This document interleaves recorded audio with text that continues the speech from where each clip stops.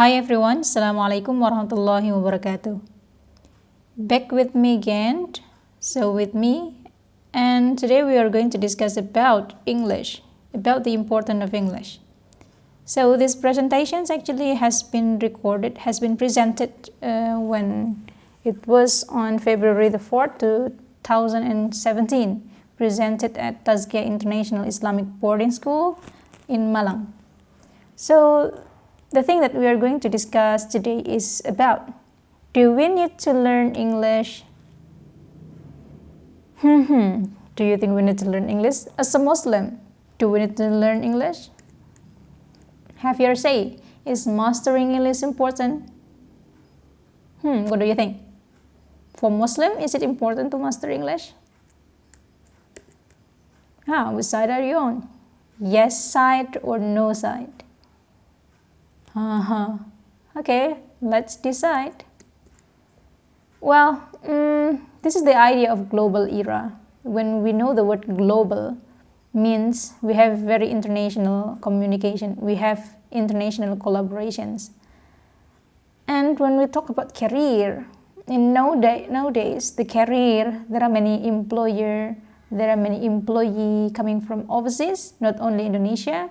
In fact, in Indonesia has opened after Asian Free Trade Area, which allows many employees to come to Indonesia with having the same right and the same opportunity as the local citizens. So that's scary, isn't it?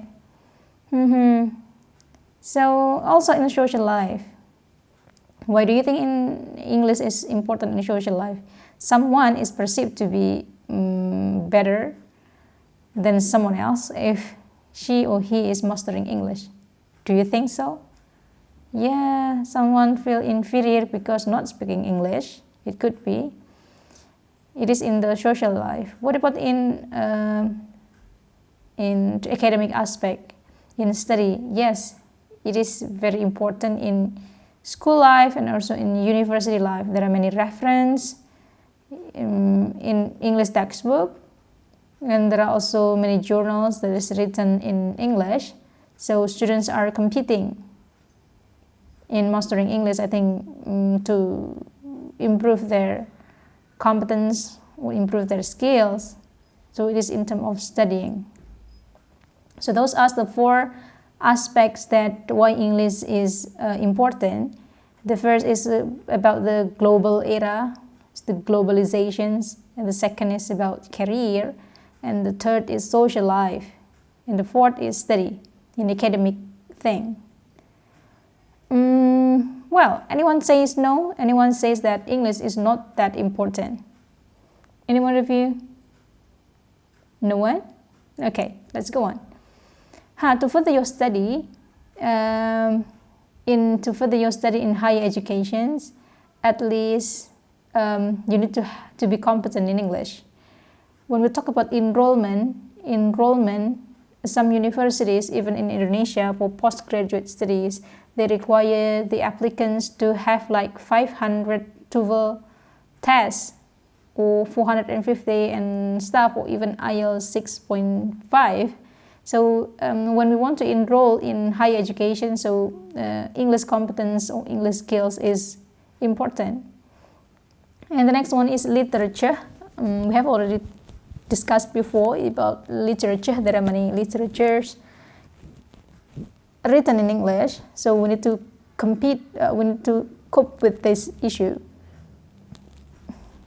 Even in the field of engineering, the field of international relations, or even in some other science, applied science program, there are many sources and many references written in English literature. So yeah, this is our challenge in today's word. This is the Hadith and Quran, the reference that we have. Seeking knowledge is an obligation on every Muslim. Rawahu Tirmidhi. Anyone knows what is the Arabic version of it? Seeking knowledge is an obligation on every Muslim. Anyone knows what is the Arabic version of this hadith? Good. Talabul ilmi faridatun ala kulli muslimin. Let's repeat. Yes? Haha. Talabul ilmi faridatun ala kulli muslimin. Rawahu Tirmidhi. This is one of the bases why we need to learn English. And the second one, Allah raises of those who believe and those who have been given knowledge many levels. Quran chapter 58 verse 11. Anyone knows what is the verse for this? Allah raises of those who believe and those who have been given knowledge many levels. Good. So this is the first for this one is Yarfa'illahu alladhina amanu walladhina utul ilma darajat. This verse is very important, very interesting. When you come to this word, Allah raises Yarfa'illahu alladhina amanu, Yarfa'illahu alladhina amanu walladhina utu. Utu means a passive voice. Utu, you have been given knowledge. So it's actually knowledge is something given from Allah. So don't never be proud of yourself, never be arrogant of your knowledge that you have now, because this is given from Allah. Alladhina utul ilma darajat. So actually knowledge is given by Allah. Okay, let's repeat. Yarfa'illahu alladhina amanu minkum walladhina utul ilma darajat. Okay, good.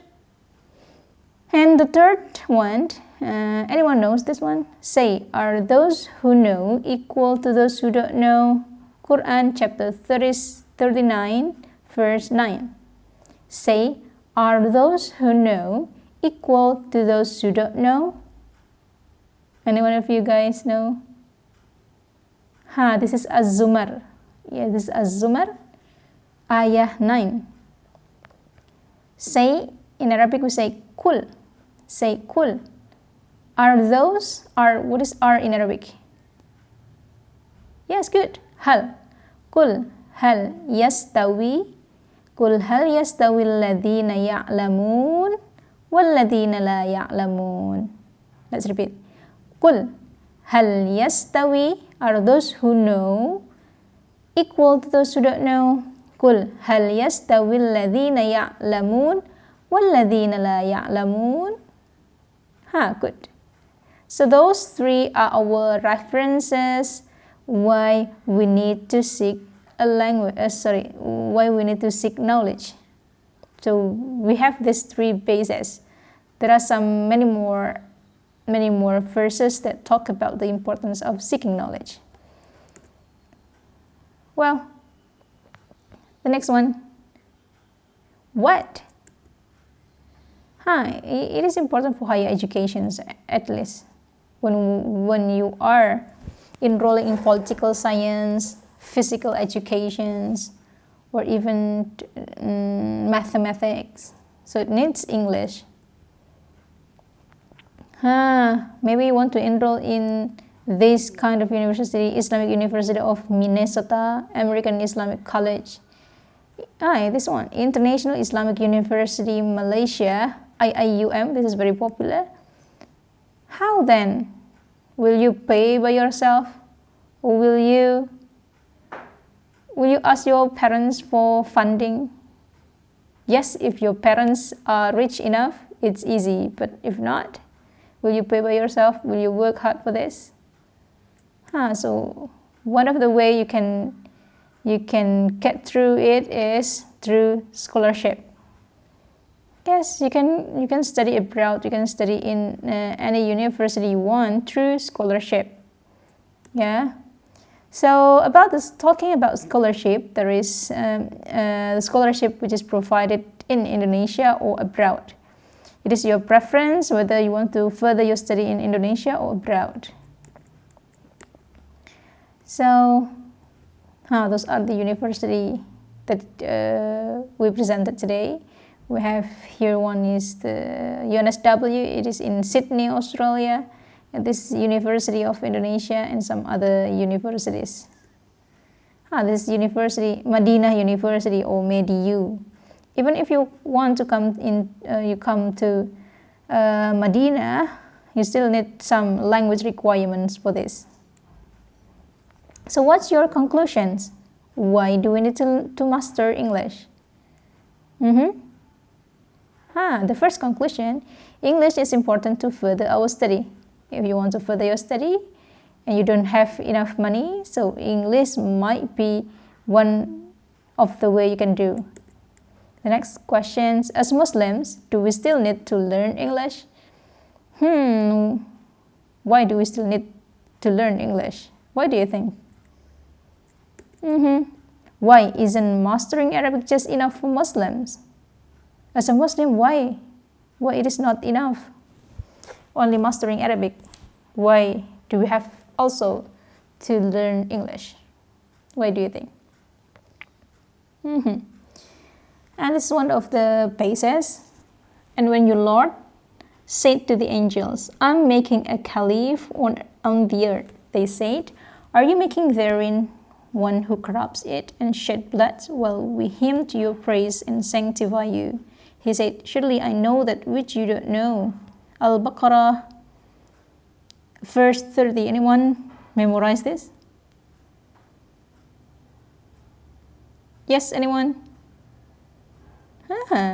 وَإِذْ قَالَ رَبُّكَ لِلْمَلَائِكَةِ إِنِّي جَاعِلٌ فِي الْأَرْضِ خَلِيفَةً قَالُوا أَتَجْعَلُ فِيهَا مَنْ يُفْسِدُ فِيهَا وَيَسْفِكُ الدِّمَاءَ وَنَحْنُ نُسَبِّحُ بِحَمْدِكَ وَنُقَدِّسُ لَكَ قَالَ إِنِّي أَعْلَمُ مَا لَا تَعْلَمُونَ. So that's the basis. Al-Baqarah, verse 30. The Khalif or Khalifa is the ruler who becomes after or succeed another ruler. The main meaning is that Allah, praise to Him, has chosen humans to be His successor or Khalif. You know the word Khalif? Khalif is someone behind Khalif. On earth, ruling it according to His law or Sharia on His behalf. So thus, every one of us has the obligation to give da'wah to others. Let me repeat. Thus, every one of us has the obligation to give da'wah to others. Let's watch this video.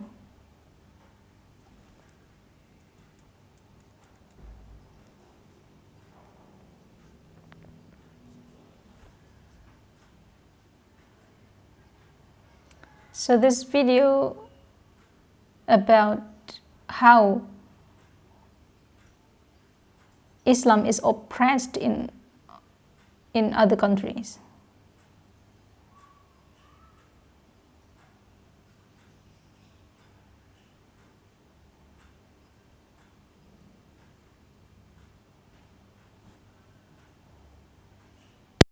You aware that the IDF, Israeli Defense Force, is responsible for a series of international war crimes such as the bombing of hospitals, universities, schools, the killing of innocents. I don't care, mate.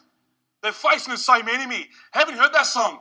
We share our dreams and sing with one voice. I am, you are, we are Australian. So he is approved. Of course he is. So next awaiting for approval is Ashley Dybel. He spent time abroad in Iraq and Syria fighting for the YPG. The YPG does have affiliations with the PKK, which is a known terrorist organisation. Which Don't care. Don't really care. So is he allowed in? Of course he is. Minister, there is one last application. He wasn't involved in any fighting. Oliver Bridgman, a 19-year-old from Queensland, white skin, blue eyes, blonde hair. So he's a true blue Aussie. I guess you could say that, Minister. He has went overseas to Syria, not to fight, but to engage in charity work and involve himself in humanitarian aid. Minister, he has true helped. Blue Aussie. True blue Aussie. Fair dinkum. He has helped the orphans, the needy, those that are displaced. He's provided food, shelter. He's provided services to a range of children, including education. He's even taught children how to play rugby league. Oh, wow. He's a Tigers supporter. Oh, really? Yes. My team? Yeah, Tigers, yes. Benny Elias. Oh, my God. This guy's a true hero. He requests approval to enter into Australia. What a silly question. Of course this guy's allowed to come in. Done. Easy. Thank you, Minister. Welcome. Bye. Minister, there is one last thing. Oliver's a Muslim. What did you say? He converted to Islam about 12 months ago. He's a Muslim. A Muslim? He's a Muslim. Dan, this guy's not allowed to come in our country. But I don't care what you say. He's not allowed in, so his passport's denied. Warrant out for his arrest. He's finished. This guy's not allowed to come back in. Simple as that. as you wish, Minister. Did you listen to this?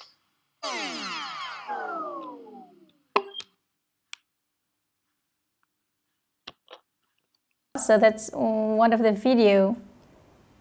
And what do you think about the video? Any thought about this?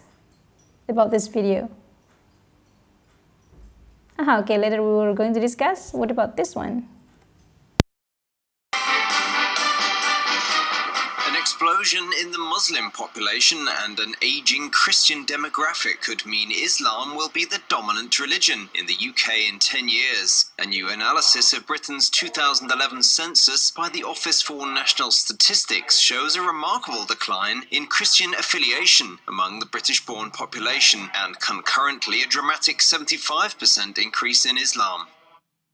15% less British people now describe themselves as Christian than a decade ago, but at the same time the number of Muslims in England and Wales has been boosted by almost 600,000 more foreign-born followers of the Islamic faith.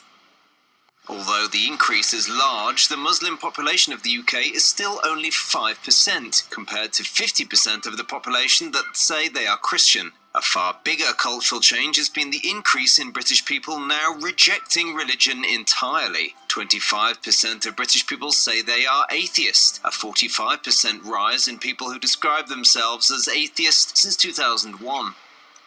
After a decade of mass immigration to the UK, combined with a decline in Christianity, some analysts are suggesting that in another 20 years there are going to be more active Muslims in the UK than there are churchgoers. Okay, well, so we have two videos. We would like to break down one by one. Anything to say about the two videos? Let's break down the first one. What do you think the first one is? Yes, good. So the first video discussed about how Muslims prohibited to enter to the Australia country. Yeah, his passport revoked because he is converted to Muslims. He is converted to be Muslims. So it means that Islam is being oppressed worldwide, I think. This is just the portrayal how Islam is being discriminalized, is being portrayed in very negative way.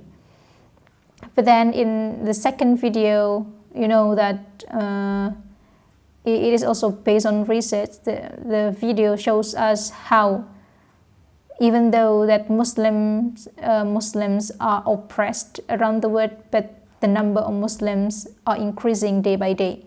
There is a surge or there is an increase about Muslims number around the world. Okay, so even though Muslims are oppressed, but the number is increasing. So that's the point of the two videos, the first and the second video. Okay, Islam is being oppressed throughout the years, yet its follower keeps growing. So this one of the screen capture about the media headlines. Islam is the fastest growing religion and will overtake Christianity by the end of the century. And the number of Muslims will grow more than twice as fast as the world's population from now until 2050. This is based on the Pew Research Center has said. And why Muslims are the world's fastest growing religious group. So there are many headlines talking about this. And we can see on the media is also written, Islam, the world's fastest growing religion, will leap from 1.6 billion in 2010 2.10 to 2.76 billion by 2050. According to the Pew study, at the time, Muslims will make up nearly one-third of the world's total projected populations of about 9 billion people. And Christianity is expected to grow too, but not at Islam's explosive rate. The PEW study predicts Christians will increase from 2.17 billion to 2.92 billion, composing more than 31% of the world's populations. It is interesting fact. And then, while the world population is projected to grow 35% in the coming decades, the number of Muslims is expected to increase by 73%.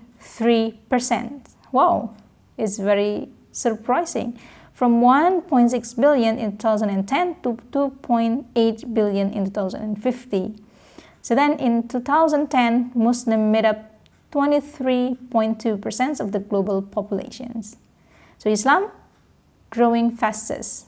Muslims are the only major religious group projected to increase faster than the world's populations as a whole. Interesting fight, isn't it? We know that, if you know all of this preacher is the ulama or the one who preached for Islam. Do you know him? This one is Dr. Salah.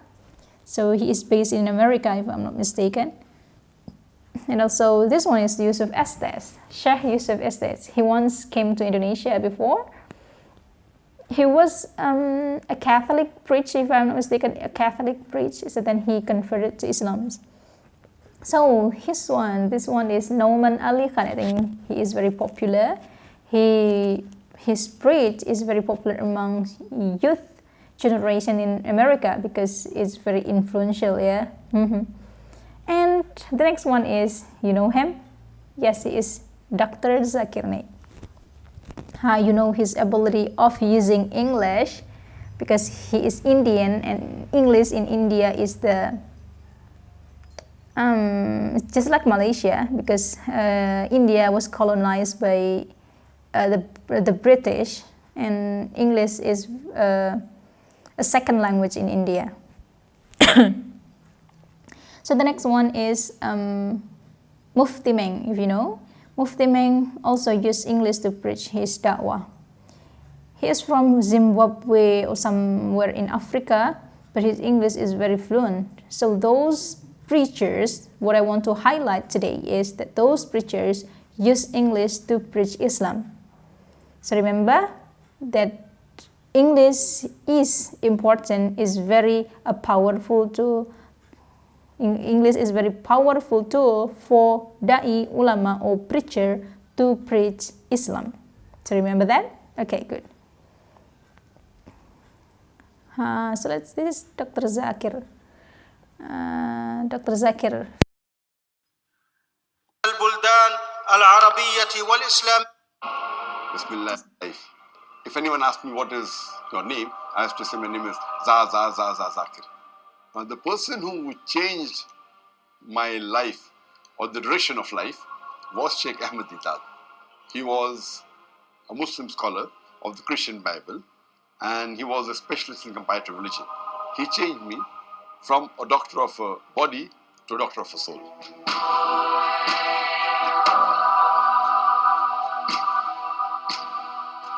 Alhamdulillah, my parents always supported me throughout my life for my dawah activities. And my mother wanted me to become like Dr. Chris Barnard, who was the person who did the first heart transplant in the human being. Later on, when I asked her that, do you want me to become like Chris Barnard or Sheikh Ahmed Didat? She said, I can sacrifice 1,000 Chris Barnards for one Sheikh Ahmed Didat. My main mission of life is to unite the Muslims. The only way we can unite the Muslim Ummah is on the criteria of the glorious Quran and the authentic hadith of Prophet Muhammad Sallallahu Alaihi Wasallam. With this aim in life, we started Peace TV English 9 years ago. It is the hadith of Prophet Muhammad Sallallahu Alaihi Wasallam that Islam will enter every home. I started the first Islamic International School 14 years ago, and the main purpose of the school was education for both the worlds. So when a child enters the school, not only is he trained to lead a life like a normal human being, he's also trained to pass this test of life, which is for this world and the akhirah. The main motivation of my life, it is the glorious Quran. It is following the guidelines of Allah subhanahu wa ta'ala. One of the biggest motivator for me is my wife. Alhamdulillah, her support that I keep on striving more makes me strive harder. Islam is the only religion that can bring peace to the whole of humanity. Allah says, وَمَنْ أَحْسَنُ قَوْلًا مِمَّنْ دَعَا إِلَى اللَّهِ وَعَمِلَ صَالِحًا قَالَ إِنِّي مِنَ الْمُسْلِمِينَ. Who is better in speech than one who invites to the way of thy Lord, works righteousness, and says that I am a Muslim? وآخر دعوانا الحمد لله رب العالمين.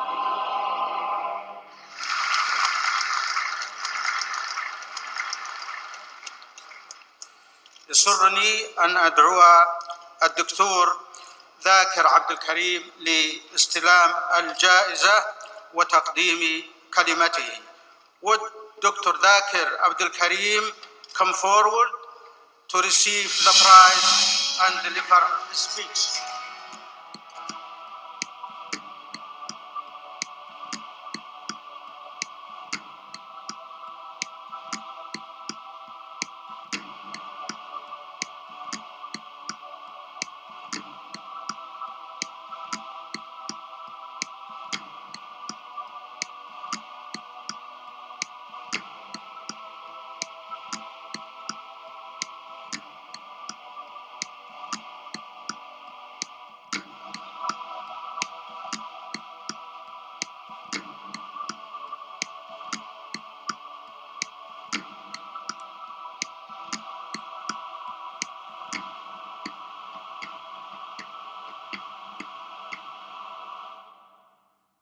Alhamdulillah. Yes, I think for the video of Dr. Zakir, I'm really miss him already because I'm one of the biggest fan of him because of his knowledge, because of his intelligence, because of this many more amazing things about him. Okay, well, so now what is your conclusions? Do Muslims need to master English and why? Good. I think every one of you have already got the conclusions. Why do we, as a Muslims, need to master English? Now what? Start to speak English in your daily activities. Start to write English in your social media platform. And this is the wrap up for today. What is the significant value that you have to implement in your life is that when you have already mastered English, it is important for two reasons. The first one, to further your study. It can lead you to have academic success. And the second, to preach your religions. It's going to be very eternal success. So we don't only seek for the dunya, but we also seek for the akhirah. And English is one of the tools that you can use to preach your religions. Okay? Jazakumullahu khairan. Thank you everyone. See you next time. Assalamualaikum warahmatullahi wabarakatuh.